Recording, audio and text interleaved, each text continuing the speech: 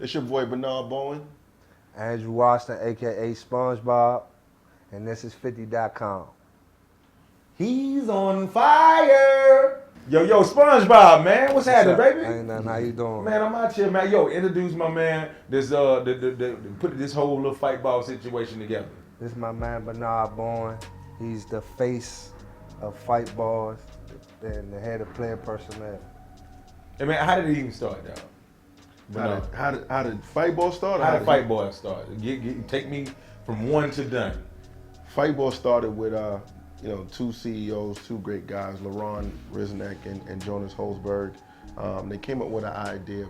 They were basketball fans, and for them it was like, when you look at somebody like the Lakers, everybody has favorite teams, but when you get into your Kobe Bryant or your LeBron James, how can we make that a reality for people where people can now identify their favorite player, their favorite character, superhero per se, and that's how the Fightball thing came about, because it's like, you know what?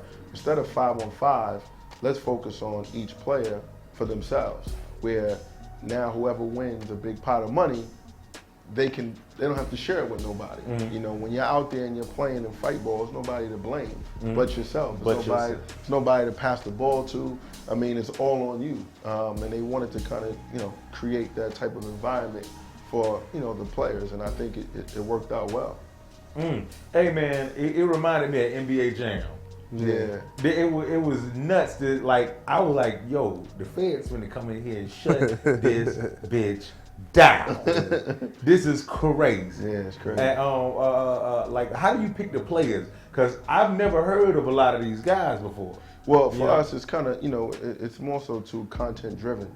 Obviously, we want to get the best players, but at the same time, Fightball, our slogan, it's not for everybody. We want to get the most gruesome, craziest, hungry, determined, passionate players to come and represent the sport. And when he's the best example to me. Sponge is Fightball. When you look at the type of players that we want and that represent us, it's players like him, man. I mean, when you look in his eyes, the passion that's in his eyes, the fire, the drive, the hunger. I try not to look in his eyes. Yeah, well, I'm just saying, like, he's all in one. He's a complete package of that. He's what Fightball is. So that's the type of players I look for, man. Guys that are passionate about the sport, guys that love to play basketball, and again, that don't care about who you are, where you come from, your name. They come in the battle, and they come in the fight, and that's what Fightball is. Wow, hey man, like Fightball. Your cardio gotta be all the way on point to do this. It was an 8-minute game. 8-minute game, 8-second shot clock. So you gotta think that's about 100 possessions. That's 100 possessions. Crazy. That is ridiculous, dog. How do you even prepare for some shit like this, dog? I mean, before it started, I was just. You from Baltimore? No, I'm from DC. Oh, okay. But before it started, I was 2-3 times a day just working out. I would work out with different trainers, different people, and getting up shots, a lot of cardio, but it was also a lot of physicality. Like, they would, foul me, hold me, grab me when I'm making a move and when I'm trying to get my shot off. And it's just because I'm a real physical player. So offensively and defensively, I just was being physical, and it's a lot of running. It's a lot of, agility, and most of all, it's more than anything, is mental toughness. You know what I mean? Because you can be in tip-top shape, but if you're not mentally tough, then you're not going to do well in Fightball. Yeah, it's all in the mind. And you was focused the whole time, dog. Yeah, I was focused. I felt like I needed to get out of the situation that I was in. Did you just get out of jail? Nah, I got out of jail in 2013. Okay, that's kind of just getting out of jail, dog. Yeah. How long you was in there? Because it seemed like that's where you prepared at Fightball. I was like, you learned that in a group home? Nah, I was Alcatraz. I was in the federal prison for about a year, and a little bit more than a year. And when I was in there, I never thought I would be at this position. You know what I'm saying? Like, when I was behind the fence and behind the wall and all that stuff, and you just looking out, and I'm walking on the track every day with a couple of guys that that I was in a situation with, and I just never ever thought that I would be back to this point in my life. You know what I'm saying? So it's just everything that I learned from getting locked up to going to court, through going to my little trial, to going to the hold, to everything. I just put it all in one and just think about every experience that I've been through and just make sure I was Fightball ready. So you didn't play inside jail? I mean, I did play inside jail, but the way I play, it causes conflict. So I can't. Oh, I thought that was just regular playground rules and shit to what y'all was doing on at Fightball. I thought they got y'all all out of jail for a couple of days and whatnot. This is what y'all got to do. And y'all go back to jail the next week. See, like, you know, when it's like, jail ball is physical too, but it's not that physical. And if it becomes that physical, then other things physically happens. You feel me? Because of it being so physical. You get fouled out for real. I mean, you might get tapped out. It just depends on, you know, the situation and the place and the person. Now, people don't actually fight, you know, because a lot of people, like, they hear Fightball, they like, are they really fighting? But it's like, no, the fight. That's bullshit. The fight comes within here, man. No. Yes, it is. That's the truth, man. Oh, okay, I ain't supposed to say this shit. This shit is intense. I think the money was $10,000, right? Yeah, it was 10,000. Then it was 100,000. But it was 10,000 the night you was there, and then the following week it was 100,000. It was $100,000. Did you get the 100,000? I mean, I can't have it no other way. I can't leave no food on the table. You got the money already? I got the money the night I won. You got, hold on, cut time. Did they give you a check? They get, listen, so I get to the hotel, right? Talk to me. I do all my interviews and all that. And so I get to the hotel. Bitches? I was with my man, I was with a couple of my homies. They came from DC up here. So we chilling. So we walk back to the hotel. So I get a call.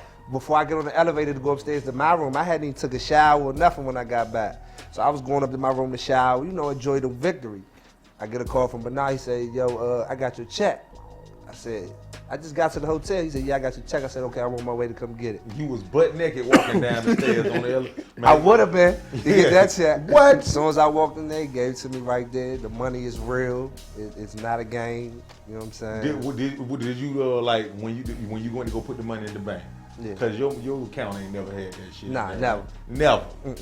Like, did you like? It was like minus like 4 of those give me all of zeros. it. Yeah, that's what I told the lady. I said, listen, I pulled out my check. So she didn't see it. So I signed the back of it. You know, I said, listen, can I get all this in 20s right here? She was like, okay, sir, no problem. So when she looked at the check, she said, oh, I can't do this in all 20s, sir. We can't do that. We don't have that much money in the bank. Get the fuck out your here. Yeah, we don't have that much money in the bank. So how they do? They give you all hundreds and they put it in a book bag on TV? Nah, what I did was I just took out a little bit, just put the rest in the bank and just sat on it and just. Did you keep on checking your bank account every 5 minutes to see if Fightball was gonna take it back? Yeah. Like every day I check. In the morning I would get up, cause you know, it felt like, you know, my situation and all that, it felt like I was in a dream. Right. You know what I'm saying? So, you know, I kind of was in a rough situation before that. So I worked hard to accomplish something. So when you accomplish it, you don't really understand how real it is at that time. So, you know, when I woke up, I was like, man, let me check my account, make sure, you know, I ain't dreaming. So I checked it. So for about a week straight, nothing changed. So I was like, well, I'm good then. You know what I mean? And see, I'm the type of person, I'm a real dude. You know what I'm saying? I've been through real situations and I'm never going to change, no matter how much success I get, because I remember the highs and I remember the lows. So that's always gonna keep me grounded. I just try to stay in the house, stay out the way, work out, and just focus on the next Fightball event in July, because I'm just as hungry for that one as I was for the first one. Yeah, it's gonna be in LA in July. In LA. In LA. And how much money on the line in LA? 100. Okay. Another 100. They all consistent with this 100. But I can't leave no money on the table. No, you can't do that, dog. Nothing. You owe this to your country. Yeah. Hey, dog, niggas be scared of you, dog. He deserved this shit though, Jack. Because He do. We know why? Because when I first saw him, right, I saw him in LA and he was playing in a tournament, and you could tell like the difference between him and the other players. They was playing to play, and he was playing like, this ain't no game. I need this shit. Right. You know what I'm saying? So with that alone, like, then we built a relationship off the court, and it was like, this motherfucker ain't no joke. He is what Fightball is. You know what I mean? So we loved having him be a part of it, and I think he's going to continue to be even more successful. We got something called a Pro League that's coming up, so stay tuned for that. Pro League is now, it's going to be for 8 months straight. You know, we're going to have 16 players, we're going to fly everybody in, we're going to house them in New York, and the pot is 1.8 mil. What? Yeah, How many people on the team? It's no team, man. I told you. It's one motherfucker can get 1.8 mil? 1.8 mil. One for one person. For one person. So you know I need all that. Right. I need all. This is nuts, man. Hey, I love this shit, man. Yo. I love this shit. I'm confused right What you mean? Yo, this 1.8, that's what it is. God, 1.8. Now who is the nigga putting up this money, man? It don't matter, just so long as that check clears. Bottom line. Yeah. If they writing checks, it's got to be legal. It got to be legal. And the loser walks away with 1.1. So like if Sponge wins 1.8, whoever loses to Sponge in the championship walks away with 1.1. So the thing I love about Fightball too, everybody walks away with something. Like the night that you came and you saw 10,000. It was a lot of people but walked away with busted lips. Everybody walked away with something. Every person from last place all the way to the top. Just you get a $2,000 Even the Brazil dude. Even the Brazil dude. He came off with a nice piece of change. He came off about 20. In Brazil, that money go a long way. Yeah, you know I was there. I bought some hookers. It was like I had got 10 hookers for 100. It was crazy. I ain't even have enough sperm for all of it. That shit was ridiculous, man. Groupies. Let's talk about groupies after the Fightball thing. These women know who you are, man. What was the craziest groupie story you had? I know your homeboys done picked up some numbers for you. I mean, to be honest with you though, I be chilling. You know what I'm saying? Like, I mean, of course, like, you know. You married, ain't you? No. You sound like a married nigga right now. Nah, listen, man. The reason why I say man, that what's up with these hoes, man? Listen, the reason why I say that is because, like, I'm not done doing what I'm doing. So, yeah, I've had my share, you know what I'm saying? But, I mean, the craziest story I'll probably say is I got one of Fightball joint. These two chicks walked up to me and was like, yo, like, can we suck your dick? Yeah, can I just suck your dick? Like, I just want to suck your dick. You won, like, I'm trying to suck your dick. So I'm like, and it was two, you know, it was two white girls. So they like, yeah, we just want to suck your dick. Like, that's all we want to do all night. We just want to suck your dick. So I'm like, nah, I'm cool, man. You know, I'm all right. You know what I'm saying? You already won? Listen, you gotta remember now, I got 20 people with me, so you know what I'm saying? We already good. You know what I'm saying? You got 20. What does that mean? I don't understand. It's just we good. Just trust me, we was good. Okay. You know what I'm saying? We was good. You got 20. They all girls. It was a good. I don't know how to trust you. It was a good ratio. It was a good ratio. Trust me, I'm cold-blooded man. 100% man. You ain't got to worry about none of that. You know what I'm saying? Okay. But it was a good ratio, and you know, if you wanted to enjoy yourself, you had the opportunity to. So right. Then we went out. White girl ready like these. I mean, a couple of them was white girls. These believed in you. They was white girl ready, black girl ready, whatever you want to be. They was ready, no matter how it is. But you know what I'm saying? I need your number again. I look at it like this. You know what I'm saying? A lot of them people that wasn't there before I made it. You know what I'm saying? And see, I ain't had no problem getting no women or no girls before. Mm-hmm. So after the fact, but nobody wasn't walking up to you saying, "Can I suck your dick, though?" I mean, it just depends on. Oh no, light skinned niggas always try to pull that shit. Like everybody be on nigga go. That nigga. Okay. No, but you know, I mean, it was crazy. You know, a couple of people slid in my DMs and you know all that. You know, so it was kind of crazy though. It was kind of crazy. Man, that's all right, man. God is good. God is great. You know what I'm saying? It's crazy, but that's life. So, but now it's just like, you know, I enjoyed the moment. Now it's time to move on. You know what I'm saying? And now it's time to want more and get more. Who is a professional basketball player you know you can whoop his ass on the court? About at least 75% of them. 75% of them. If you could play anybody, who would you play? I would want to play against Russell Westbrook. Wow. Because I feel like he played with the same intensity and the same passion that I played with. You know what I'm saying? He the only person in the league who I feel that plays as intense as I play. Hey man, I thought you was gonna be whack because your name was Spongebob. Like, how you get the name Spongebob, dog? Because it's almost like it's perfect because it kind of desensitizes and we're underestimating you. I got the name SpongeBob from Miles Rawls. It's you know, I told you about the Goodman League in in Bury Farms, and he on the mic, and he always be cracking jokes and all that. So I had like some SpongeBob socks on one day, and I was probably like 18, 19 years old. So he was like, man, oh, grown ass man with these SpongeBob socks on. He looked like a fucking SpongeBob, and the shit just stuck, And I used to hate the name. I'm talking about I used to hate it, but I embraced it, and you know what I'm saying, the kids love it, so you know what I'm saying. Man, you gonna be on Disney before it's all over, baby. Man, SpongeBob, I really appreciate you coming out. I appreciate you for having me, man. Yo, Bernard, talk about it, Fightball.